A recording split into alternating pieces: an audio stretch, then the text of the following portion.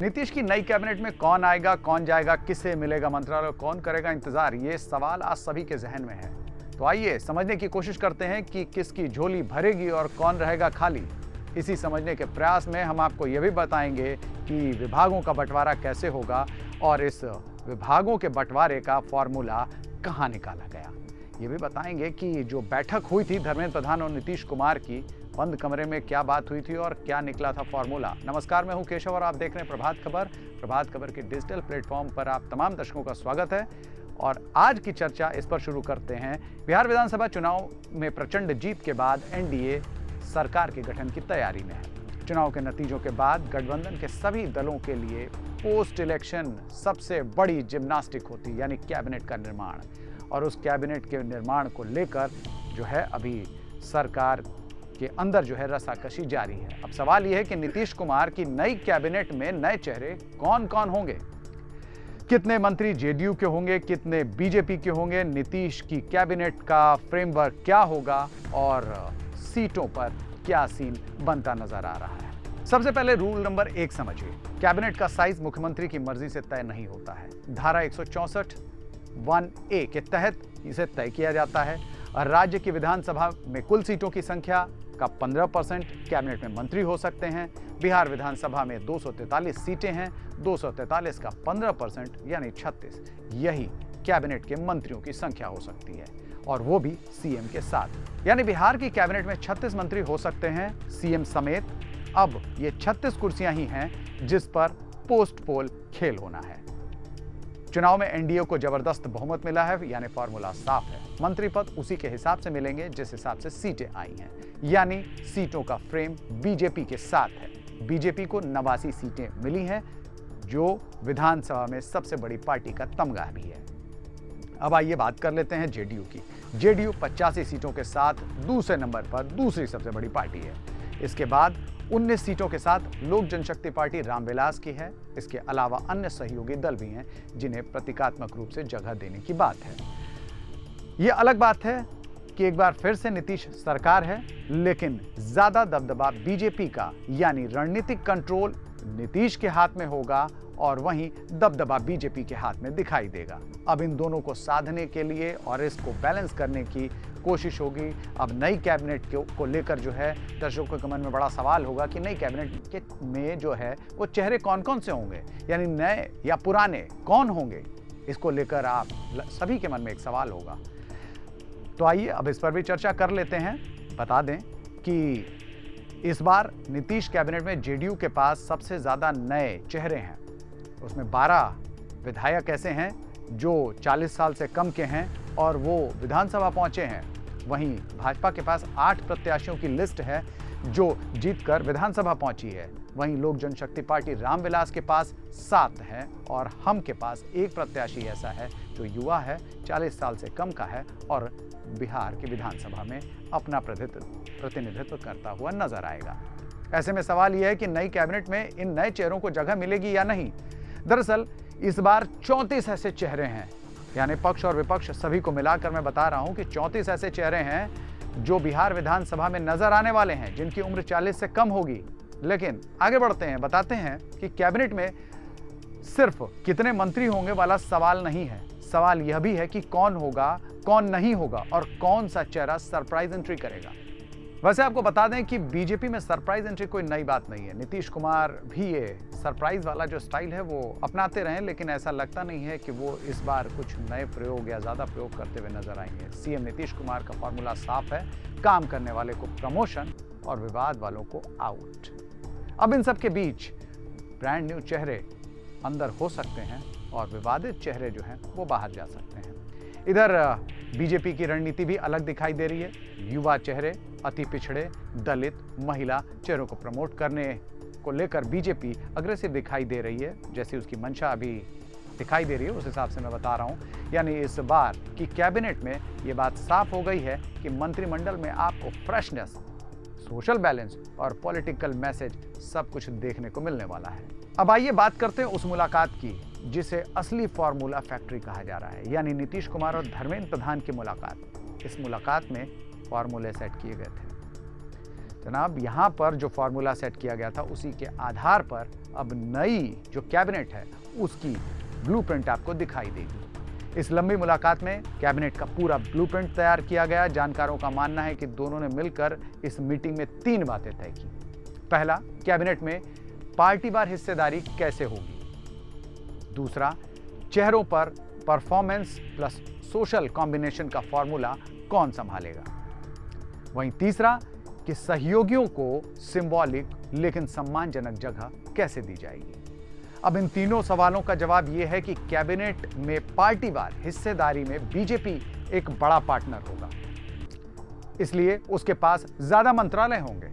लेकिन वहीं जेडीयू के पास जो नंबर्स हैं वो उस हिसाब से जेडीयू सत्ता का चेहरा होगा, यानी बीजेपी को कंट्रोल जेडीयू करती हुई नजर आएगी। उसके पास कोर मंत्रालय होंगे। चेहरों में परफॉर्मेंस प्लस सोशल कॉम्बिनेशन और फॉर्मूले को जेडीयू लागू करती हुई नजर आएगी। लिहाजा शराबबंदी, कानून व्यवस्था, शिक्षा, इन विभागों में भरोसेमंद लोगों को लगाने या रखने की जिम्मेदारी जेडीयू के पास ही दी गई है। बीजेपी इंफ्रास्ट्रक्चर, ग्रामीण विकास, स्वास्थ्य की जिम्मेदारी संभालेगी और इसमें नए टैलेंट और नए चेहरों को भी एंट्री दिलाती बीजेपी नजर आएगी। अब तीसरे की बात करते हैं। सहयोगियों को कैसे साधा जाए, उन्हें कैसे संतुष्ट किया जाए ताकि एनडीए का नैरेटिव सेट हो सके। तो इसका काट या इसका फॉर्मूला भी तय कर लिया गया है। उन्हें एक एक सीट दी जाएगी, एक एक मंत्री पद दिया जाएगा। इसके लिए भी एक फॉर्मूला जो है वो तय किया गया है। यानी बीजेपी ने एक फॉर्मूला तय किया है जिसमें जिनके पास 6 विधायक हैं उन्हें 1 मंत्री दिया जाएगा, क्योंकि कई सारे दल ऐसे हैं जिनके पास 6 भी नहीं है लेकिन उन्हें 1 जो मंत्री है वो दिया जाएगा। और हाँ, एक बात और, धर्मेंद्र प्रधान मान चुके हैं कि नीतीश हैं तो बिहार में एनडीए है। इसका मतलब है कि अंतिम फैसला सीएम नीतीश का होगा। उसके अलावा नंबर का लॉजिक जो सेट करती हुई नजर आएगी वो बीजेपी सेट करेगी। तो इस बार यह बात साफ दिखाई दे रही है कि अनुभव प्लस एक्सपीरियंस दोनों का जो बेस्ट कॉम्बिनेशन है वो यहाँ होता हुआ नजर आएगा। इसको आप समझने की ऐसे कोशिश कीजिए कि बीजेपी जो है वो अनुभव के साथ आगे बढ़ती हुई नजर आ रही है। इसलिए उसने जो है सबसे फॉर्मूला जो बेस्ट अभी उसे लगा, उसने ये सेट किया है कि डबल डिप्टी सीएम का मॉडल उसने जारी कर दिया है। सम्राट चौधरी और विजय सिन्हा दोनों रिपीट कर दिए गए हैं। बीजेपी का संदेश साफ है, वो एक स्थिर सरकार और स्थिर चेहरा देना चाहती है।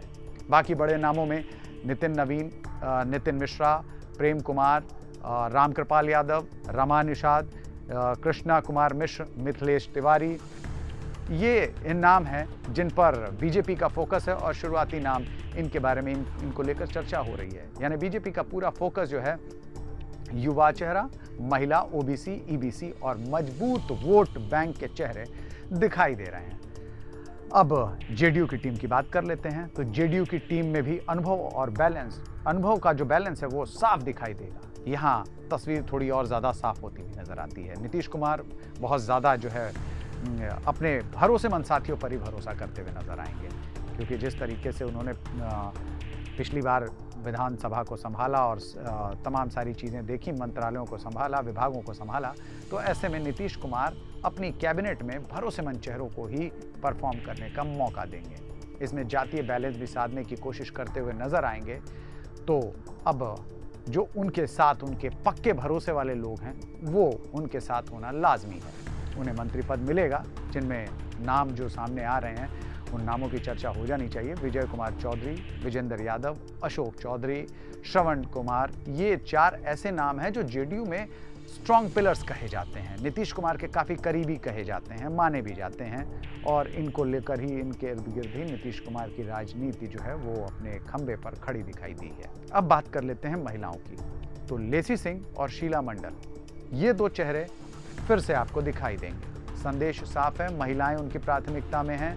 इन सब के बीच श्याम रजक की भी जो है एंट्री एक बार फिर से बिहार की राजनीति में होती हुई नजर आएगी। उमेश कुशवाहा प्रदेश के अध्यक्ष के रूप में जो है वो अपनी ताकत दिखाते नजर आएंगे। वहीं जमा खान अल्पसंख्यक प्रतिनिधि के रूप में नजर आएंगे। तो जेडीयू अपने अनुभव प्लस युवा जातीय समीकरण को साधता हुआ नजर आएगा। जो फॉर्मूला 2005 में नीतीश सरकार की जो रीढ़ थी उसे एक बार फिर से जो है जेडीयू फॉलो करती हुई नजर आएगी।